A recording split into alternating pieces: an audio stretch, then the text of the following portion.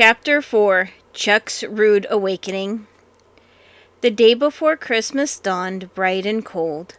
Mother Brown, who had been up early, made some wonderful Christmas pies and a pudding before Toad and Chuck were awake. It was 8 o'clock before Toad opened one eye. "What's the use of getting up?" he thought. "I'm so warm and comfortable here in bed. But something smells awfully good. Wonderful, it's breakfast." Suddenly he sat up straight in bed. "Look at that lazy thing," he declared. "Bet he'd sleep until noon if I'd let him. And with all we have to do today." Chuck continued to snore peacefully. "But I won't. I'll have some fun," thought Toad. As quietly, with as little noise as possible, he crept from his bed to the basin in one corner of the room.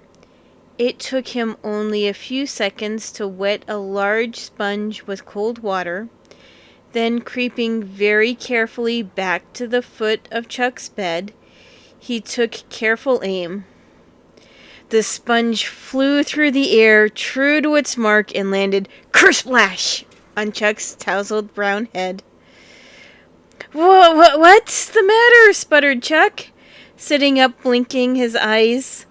Then, as he felt the water trickling down his cheeks and caught sight of Toad, doubled up with laughter, he jumped out of bed. Running across the room, he pushed Toad flat on his back on the bed and sat upon his chest. "Let me up," pleaded Toad. "I couldn't help it. You look so sweet." "What'll you give me if I do?" laughed Chuck. "You've got to pay for that smart trick before I let you up." "Nothing," gasped Toad, trying very hard to free himself. "Oh ho!" laughed Chuck. "You won't, eh? Well," he added, "I don't mind sitting here all day. I'm really comfortable." At this moment there came a knock at the door, and before either of the boys could answer, Father Brown entered. "What's up?" he inquired. "Toad hit me in the face with a wet sponge while I was asleep," explained Chuck, "and he's going to give me something for it." "Then why are you sitting on him?" asked Father Brown. "Because he says he won't," replied Chuck with a grin.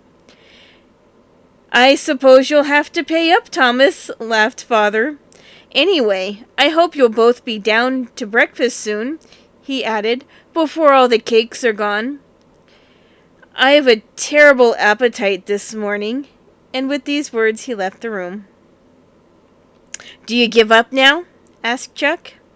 "No, sir," persisted Toad. "Remember what he said about the cakes. There'll be hot ones with lots of maple syrup," teased Chuck.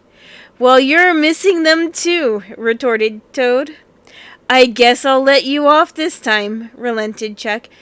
"But if you ever do it again," he threatened, "I'll hold you down for a week, cakes or no cakes." "You'd starve to death in that time," argued Toad, with a laugh, as he commenced to hurry into his clothing.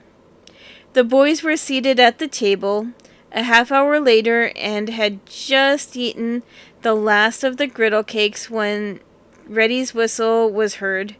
Toad, jumping up from the table, ran over to the window and beckoned to Reddy to come into the house. "What are you going to do this morning?" was Reddy's first remark as he entered the room. "We're going for Christmas greens, and Dad's going to cut our tree from away up on the hillside," Toad told him. "And," he added, "we're going to take one of the horses with us to drag it home." "Oh, that's great," replied Reddy. "Do you start soon?" "Don't you want to go too?" asked Chuck. "And maybe we can get Fat and Herbie too," he added.